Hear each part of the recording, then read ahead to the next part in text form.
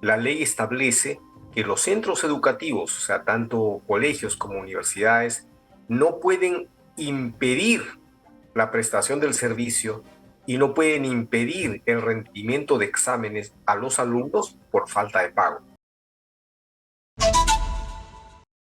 Vamos con la entrevista con nuestro invitado, el ex parlamentario Jaime Delgado, abogado especialista en Derecho del Consumidor. ¿Cómo está, señor Delgado? Con todo gusto. Muy buenas noches. Buenas noches, gusto de saludarte y aquí compartir con tu público algunas inquietudes vinculadas a los problemas cotidianos que tenemos los consumidores. Así es. Quiero, por favor, comenzar por el tema de los colegios, por el tema educativo, que a fin de año puede ser un gran dolor de cabeza para los padres, y más aún con esta época complicada en el tema de la economía. El padre quizás no ha pagado todas las cuotas y algunos colegios le retienen la libreta de notas o no permiten que los niños den examen. ¿Cuál es su opinión sobre esto? ¿Esto es válido? ¿Se puede permitir a los colegios privados? Para comenzar tendríamos que decir que los padres de familia, antes de matricular a sus hijos en un colegio público o privado, tienen que ver las posibilidades, ¿no? Porque no van a matricular a un hijo pagando una pensión que no pueden asumirla. Las obligaciones se tienen que cumplir. O sea, no, defensa del consumidor no significa amparar el incumplimiento de obligaciones. No obstante, la ley establece que los centros educativos, o sea, tanto colegios como universidades, no pueden impedir la prestación del servicio y no pueden impedir el rendimiento de exámenes a los alumnos por falta de pago. Sí, eso está plasmado en la Ley de Protección de la Economía Familiar. No dice, sin embargo, que los colegios tengan que entregar su libreta de notas o, digamos, sus certificados de estudio a quien no ha cancelado las pensiones. Y eso es generalmente lo que hacen los colegios, ¿no? Si un padre de familia no ha pagado las pensiones y han tenido que seguir dictándole clases al alumno y tomándole exámenes, entonces el único recurso que tienen es decir, bueno, no te doy la libreta de notas o el certificado de estudios si no cancelas la pensión. Y eso no constituye una infracción a la ley. Muy bien, señor Delgado, en su experiencia, ¿usted ha llevado algún caso contra algún colegio privado, quizás algún abuso que nos pueda compartir para que la gente pueda conocer un poco sobre cuáles son los límites de los colegios privados? Sí, por supuesto, hemos denunciado muchísimos casos, tanto a colegios públicos como a privados.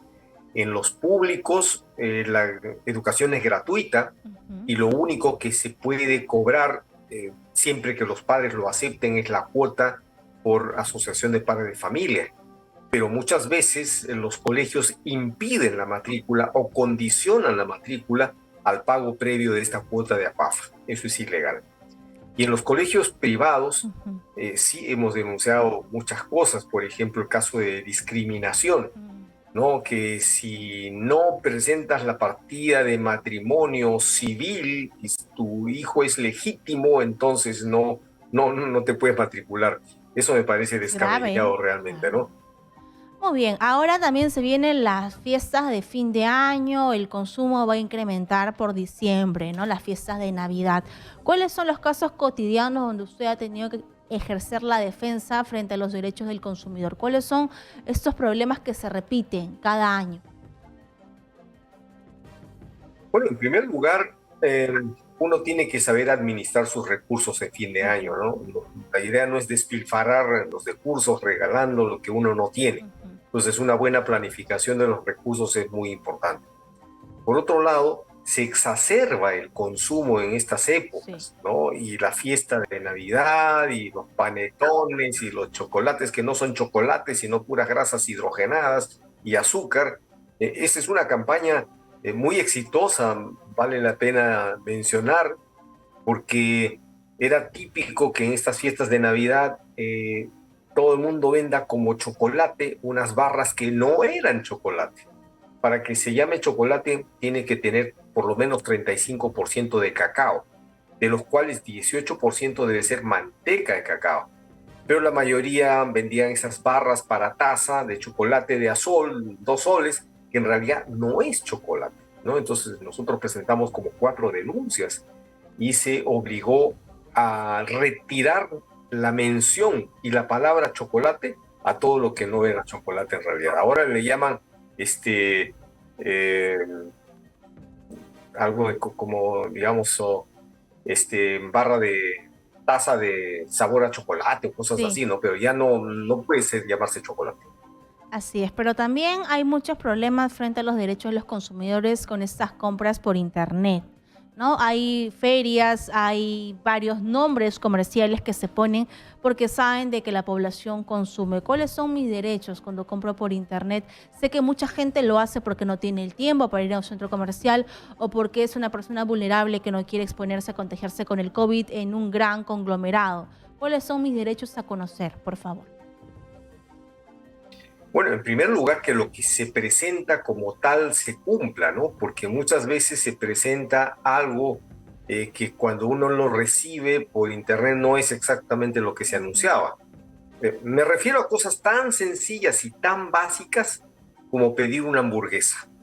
Ves una hamburguesa en la fotografía y en el catálogo que es apetitosa, grande, rica, qué sé yo, y cuando te llega una miniatura que no tenía nada que ver con la imagen que están promocionando, Me ha ¿no? pasado, Entonces, sí. cosas tan sencillas como esa, ¿no?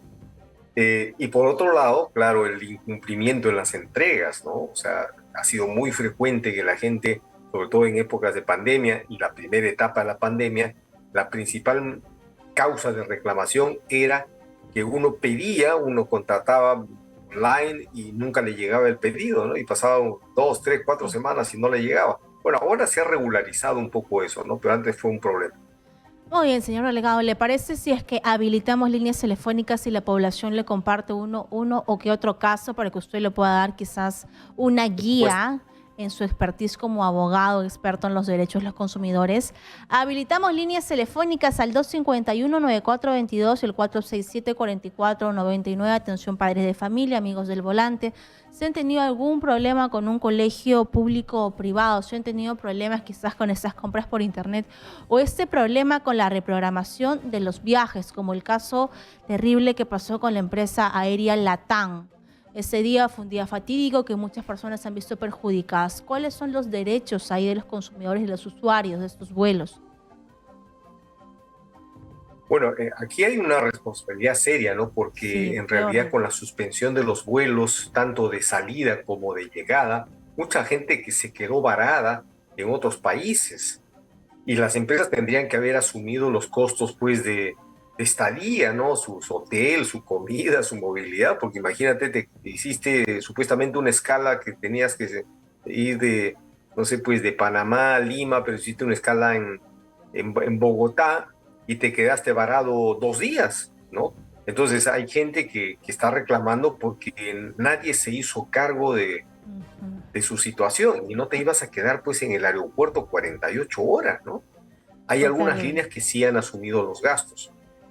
Por otro lado, en la reprogramación, porque si tú no pudiste viajar, obviamente no era tu responsabilidad. La línea aérea tampoco podría decir, bueno, tampoco fue mi responsabilidad, pero alguien tiene que asumir eso. Y cuando tú reprogramas los vuelos, aplican nuevas penalidades y costos y tarifas que no correspondían. Entonces, Indecopi ha abierto un empadronamiento para todas las personas que han sido afectadas por este tipo de práctica y en buena hora que la gente ponga en evidencia los problemas a fin de obtener Así es. una solución justa. Así es, señor Delgado. Tenemos una llamada. Jorge, desde San Juan del Urigancho, se comunica ahora con Exitosa. Muy buenas noches.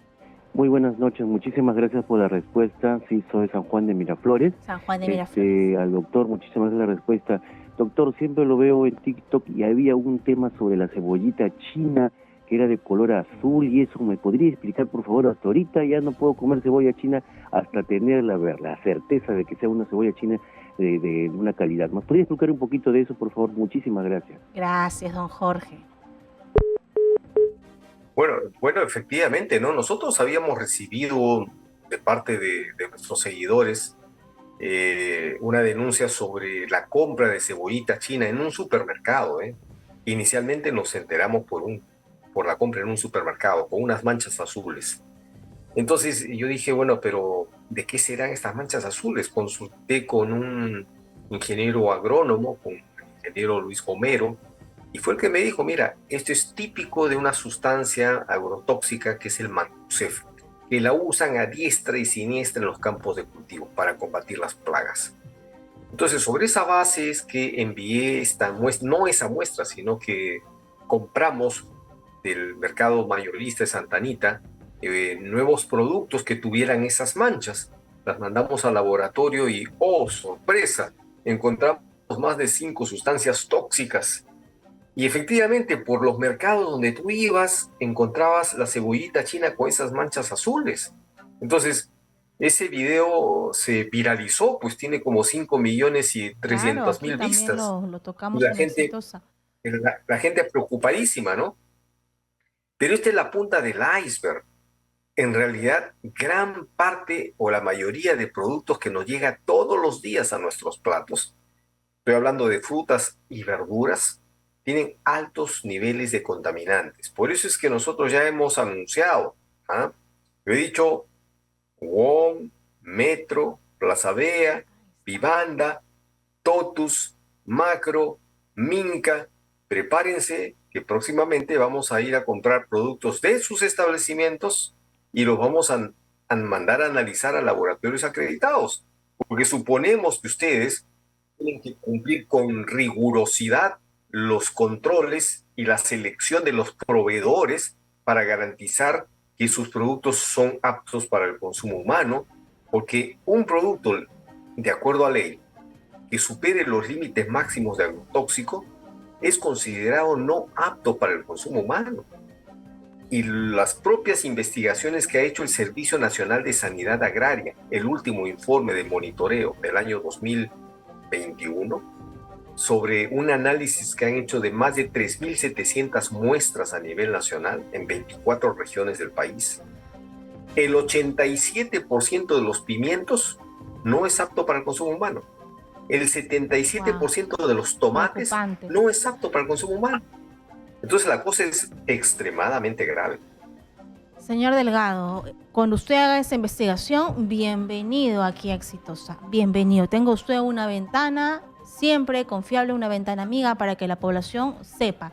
Pero yo sé que a usted lo siguen mucho por las redes sociales, principalmente por el TikTok, y es una excelente forma de cómo se usa un medio de comunicación para poder informar. ¿Cuáles son sus redes? Bueno, TikTok, ahora estoy en TikTok, ya tengo 325.000 seguidores.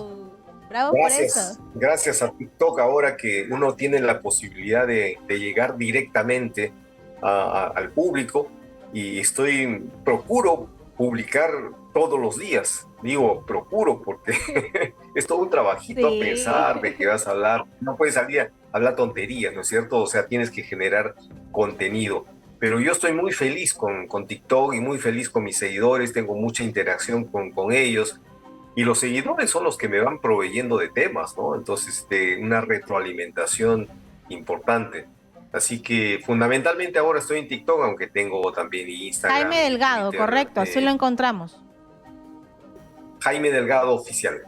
Jaime Delgado Oficial. Lo interesante es que claro, si bien es cierto, el 90% de mis seguidores son peruanos, tengo un 10% de seguidores que son de América Latina, y de México, de Argentina, de Colombia, y de Panamá, y de República Dominicana. O sea, estamos construyendo una red, una comunidad interesante, porque en todos lados somos afectados los consumidores, ¿no? Así es. Y además, procuro, digamos, por las visitas que hago a algunos países, comparar cómo son los estándares, ¿no? Bien, y a mí me sorprendió, Delgado, por ejemplo, en Colombia, gratamente, cuando tú vas a un restaurante, siempre los mozos te preguntan, señor, ¿usted desea que la comisión de servicios se incluya en su boleta? Te lo tienen que preguntar. Señor Delgado. Porque la comisión de servicios, que es la propina, gracias, es voluntaria. Acá no, hay restaurantes que de frente te lo ponen en la factura. Muchas gracias por su tiempo.